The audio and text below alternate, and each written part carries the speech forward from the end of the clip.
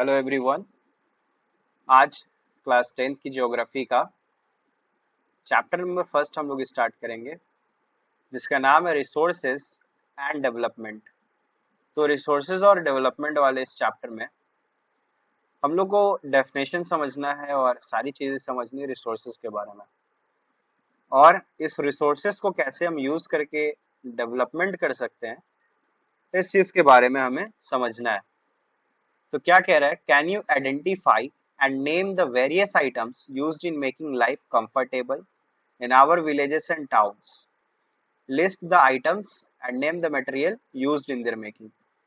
तो एक लिस्ट बनाने कह रहा है, आपको पूछ रहा है कि आपको जिंदगी को अपने आरामदायक बनाने के लिए, एक तरफ आप गांव में हैं, दूसरी तरफ आप शहर में हैं, तो अपने लाइफ को कंफर्टेबल बनाने के लिए कौन कौन सी चीजों की जरूरत होगी आपको जब आप गांव में हैं और जब आप शहर में हैं। ऐसी चीजों का एक लिस्ट बनाना है आपको, ठीक है।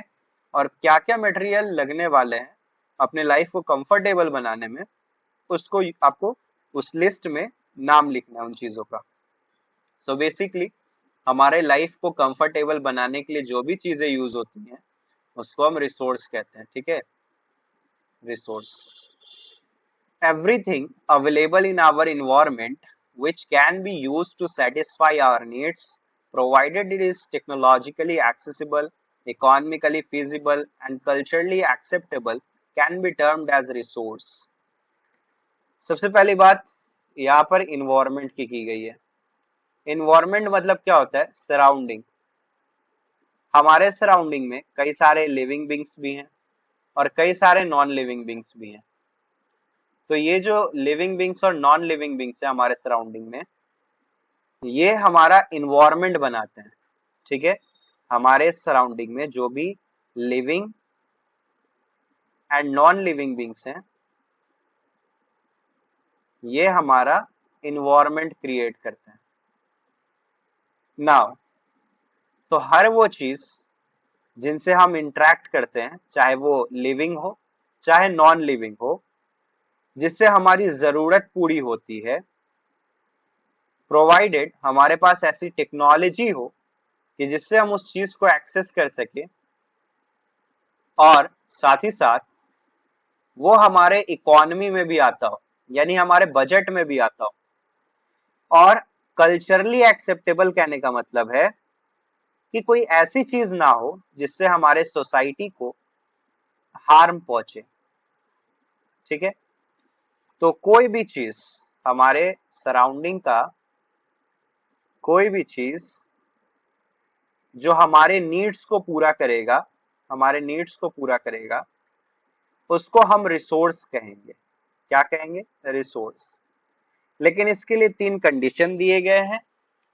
क्या क्या कंडीशन है?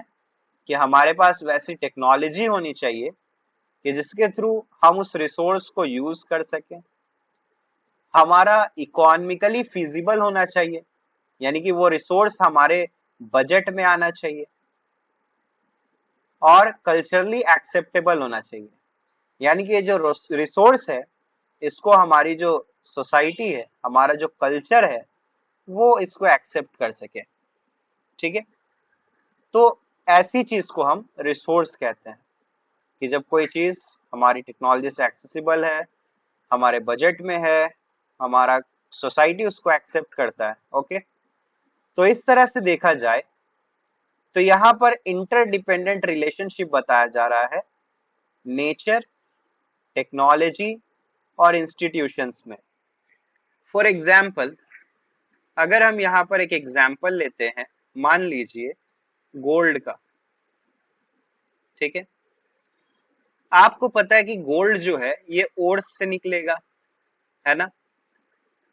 ओर्स दैट इज वो मिनरल्स जो रॉक्स में अटैच्ड है। आपको पता है कि कोई भी जो मिनरल है वो रॉ फॉर्म में जल्दी नहीं मिलता है हमें। क्या होता है कि ये रॉक्स के साथ हमारे जो मिनरल्स है ना, वो कंबाइंड होते हैं। फिर उसके बाद से हम क्या करते हैं, मेटलर्जिकल प्रोसेस के थ्रू मिनरल्स को अलग करते हैं रॉक्स से, है ना।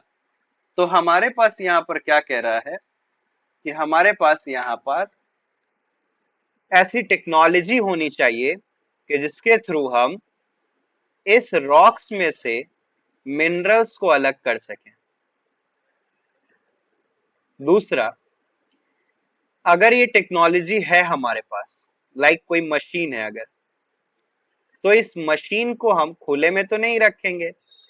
इस मशीन को रखने के लिए हमें बिल्डिंग की जरूरत होगी, बिल्डिंग दैट इज इंस्टीट्यूशंस। और चूंकि हमारे ही फिजिकल इन्वायरमेंट में ये सारी चीजें हो रही हैं, तो इस तरह से फिजिकल इन्वायरमेंट क्या हो गया आपका?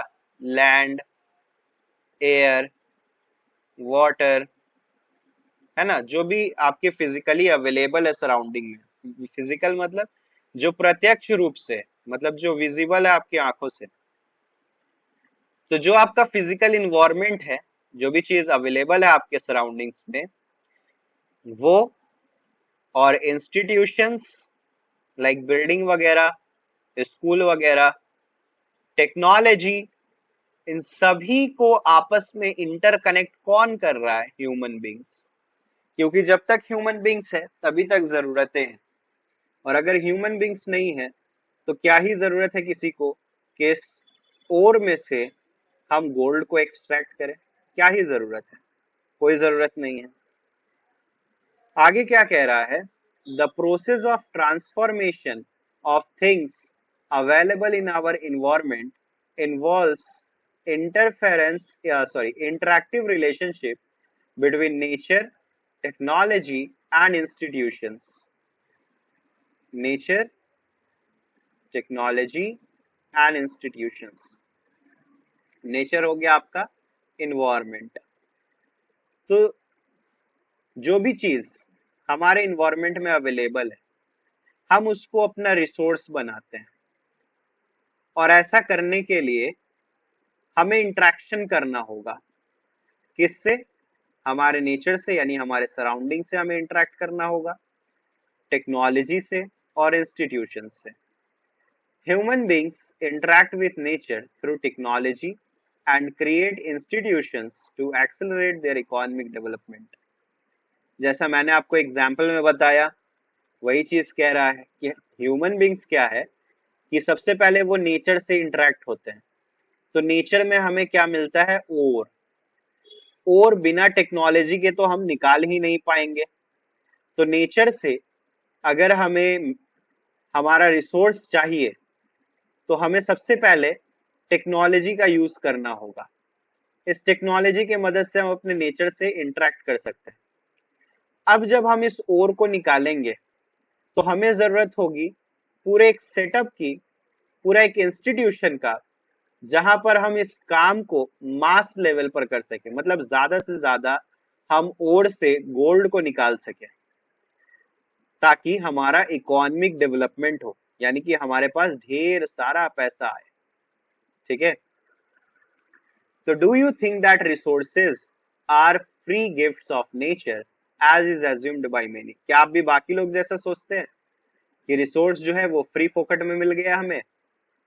तो अगर आप ऐसा सोचते हैं तो आप गलत हैं, क्योंकि रिसोर्स कोई फ्री में मिली हुई गिफ्ट नहीं है नेचर की। Resources are a function of human activities. Resources एक फंक्शन है, हमारे ही कर्मों का फंक्शन है। अब एक बात बताइए, एक गाना है, ठीक है, छोड़िए गाना हटाइए, नॉर्मल सी बात, हमने बिस्किट्स क्यों बनाई? क्योंकि हमें इसकी नीड थी, है ना, पार्ले जी वाला बिस्किट। हमने बिस्किट क्यों बनाई? क्योंकि हमें इसकी नीड थी। अगर हम नहीं होते, अगर ह्यूमन एग्जिस्ट नहीं करता, तो क्या इस बिस्किट की जरूरत होती? कभी नहीं। इस बिस्किट की जरूरत कब पड़ी? जब ह्यूमन एग्जिस्ट करते हैं। तो ह्यूमन को जरूरत थी भाई बिस्किट खाने की, तो ह्यूमन ने सबसे पहले खेती बाड़ी किया और गेहूं उगाया, खेती बाड़ी किया, शुगर उगाया, ठीक है, और फिर इसका यूज करके ह्यूमन ने इस चीज को बनाया, बिस्किट को। तो बेसिकली आप यहाँ पे ये देख रहे हैं कि ये बिस्किट हमारे जरूरत को पूरा करेगा, और हमने स्टार्टिंग में ही पढ़ा कि हर वो चीज जो हमारे जरूरत को पूरा करे उसे हम रिसोर्स कहते हैं। तो अब हमारी जरूरत को पूरा कर रहा है व्हीट और शुगर मिलकर। और ये जरूरत कब पड़ी? जब हमने कोई काम स्टार्ट किया। तो रिसोर्सेज हमारे ही कामों का फल है। मतलब हम जो काम कर रहे हैं ना, हमारे वजह से रिसोर्सेज है। अगर हम नहीं होंगे तो ये सब चीजें ऐसे ही बेकार पड़ी रहेंगी। क्या ही होगा? जंगल में तो नेचुरली वीट उग जाता है ना?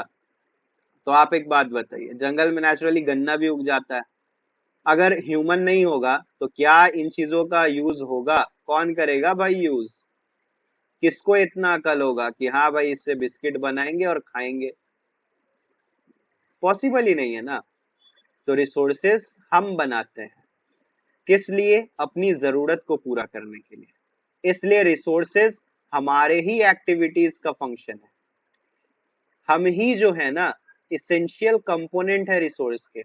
अगर हम नहीं तो रिसोर्स नहीं, क्योंकि हम नहीं तो हमारी जरूरत नहीं तो जो भी हमारे फिजिकल इन्वायरमेंट में जो भी चीजें जैसी है वैसी रह जाएंगी। जैसे हमें घर का जरूरत था, तो हमने क्या किया कि नेचर में जो फॉरेस्ट लगा हुआ था, हमने उस फॉरेस्ट को काट दिया। किसके मदद से? टेक्नोलॉजी के मदद से।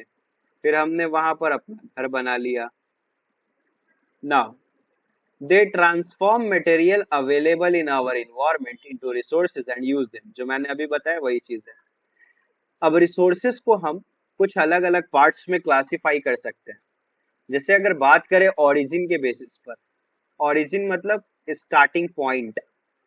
तो अगर ओरिजिन के बेसिस पर हम डिवाइड करेंगे रिसोर्स को, तो आइदर हम रिसोर्स को लिविंग बींग्स में डिवाइड करेंगे कि लिविंग है, या फिर नॉन लिविंग में डिवाइड करेंगे। तो लिविंग रिसोर्सेज, वैसे रिसोर्सेज जो लिविंग है उनको हम कहते हैं बायोटिक रिसोर्सेज, और वैसे रिसोर्सेज जो नॉन लिविंग है उनको हम कहते हैं एबायोटिक रिसोर्सेज। एग्जॉस्टिबिलिटी के बेसिस पर, एग्जॉस्टिबिलिटी मतलब एंड होने के बेसिस पर, कि कितना किसको यूज कर सकते हैं, एक्सपायरी कह सकते हैं इसको हम। ठीक है, मैक्सिमम कितना यूज कर सकते हैं, मैक्सिमम कितना यूज हम कर सकते हैं। ठीक है, उसको कहते हैं हम एग्जॉस्टिबिलिटी। जैसे आपका डेटा एग्जॉस्ट कर जाता है, यानी कि मैक्सिमम आप कितना यूज कर सकते हैं, 1 GB 2 GB 3 GB, उसको कहते हैं एग्जॉस्टिबिलिटी। तो इससे भी हमने दो पार्ट में रिसोर्स को बांट दिया है। एक ऐसा रिसोर्स जिसे हम बार बार रिन्यू कर सकते हैं, और एक ऐसा रिसोर्स जिसे हम नहीं रिन्यू कर सकते हैं, या फिर जो रिन्यू होने में काफी लंबा टाइम लेता है। तीसरा जो डिवीजन हमने किया वो ओनरशिप के बेसिस पर किया। ओनरशिप, जैसे मैंने मार्केट से ये बिस्किट खरीदी, तो ये बिस्किट किसने खरीदी? मैंने। मतलब इसका ओनरशिप किसके पास है? तो मेरे पास है। तो ओनरशिप के बेसिस पर रिसोर्सेस को बांटा गया है। सबसे पहला इंडिविजुअल रिसोर्स, मतलब वैसा रिसोर्स जिस पर सिर्फ एक आदमी का कंट्रोल हो। दूसरा कम्युनिटी रिसोर्स, ढेर सारे लोगों का। तीसरा नेशनल रिसोर्स, पूरे देश के लोगों का। चौथा इंटरनेशनल रिसोर्स, विदेशी लोगों का रिसोर्स। तो इस तरह से हमने डिवीजन किया ओनरशिप के बेसिस पर। नाउ डेवलपमेंट के बेसिस पर भी हमने रिसोर्सेज को डिवाइड किया है कि कौन सा रिसोर्स कितना डेवलप हो गया। तो इसमें भी हमने तीन पार्ट में डिवाइड किया है। एक है potential resource, developed stock resource और रिजर्व रिसोर्स। पोटेंशियल रिसोर्स मतलब हमारे पास ये रिसोर्स अवेलेबल है। डेवलप्ड स्टॉक रिसोर्स मतलब हमारे पास जो भी रिसोर्स था हमने उसको डेवलप कर लिया है। रिजर्व रिसोर्स मतलब वैसे रिसोर्स जो हमने फ्यूचर के लिए बचा के रखे हैं। पोटेंशियल रिसोर्स मतलब रिसोर्स है लेकिन हम यूज नहीं कर रहे हैं उसका, हो सकता है टेक्नोलॉजी ना हो वगैरह वगैरह। रिजर्व रिसोर्स, हमारे पास रिसोर्स है लेकिन हमने उसको फ्यूचर के लिए बचा के रखा है। तो रिसोर्स को दो पार्ट में बांटा गया है, एक नेचुरल रिसोर्स, एक ह्यूमन रिसोर्स। नेचुरल रिसोर्स या तो रिन्यूएबल होंगे या नॉन रिन्यूएबल। नॉन रिन्यूएबल जैसे कोई रिसाइकलेबल होगा, किसी को हम रिसाइकल कर सकते हैं, किसी को रिसाइकल नहीं कर सकते हैं। नाउ नेचुरल रिसोर्स को जब हमने दो पार्ट में डिवाइड किया, रिन्यूएबल और नॉन रिन्यूएबल, तो रिन्यूएबल वाले पार्ट में हमें विंड और वाटर देखने को मिलता है। क्यों? क्योंकि विंड और वाटर हमारे पास बहुत सारे अवेलेबल है और ये बार बार रिन्यू होते जाते हैं, रिप्लेनिश होते जाते हैं। दूसरा है बायोलॉजिकल रिन्यूएबल रिसोर्स। इसमें आता है बायोलॉजी की चीज जैसे forest and wild life. Okay, तो इस तरह से हमने नेचुरल रिसोर्सेज को कंप्लीट किया डिवीजन। और ह्यूमन रिसोर्स की अगर बात करें तो इसको भी दो पार्ट में बांटा गया है। एक पार्ट स्ट्रक्चर्स और इंस्टीट्यूशन से डील करता है और दूसरा पार्ट क्वांटिटी एंड क्वालिटी से डील करता है। ओके, नाउ अब हमारा जो पहला टॉपिक है, अगले वीडियो में ज्यादा लेंदी वीडियो नहीं रहेगा। अब से सिर्फ 10-10 मिनट के वीडियो रहेंगे ताकि आप जल्दी जल्दी कवर कर लें, ज्यादा लेंदी वीडियो ना हो जाए। ठीक है, तो वीडियो लाइक कर दीजिएगा, चैनल सब्सक्राइब कर लीजिए और शेयर करना ना भूलें। थैंक यू सो मच मेरे प्यारे प्यारे दोस्तों, एंड गुड बाय।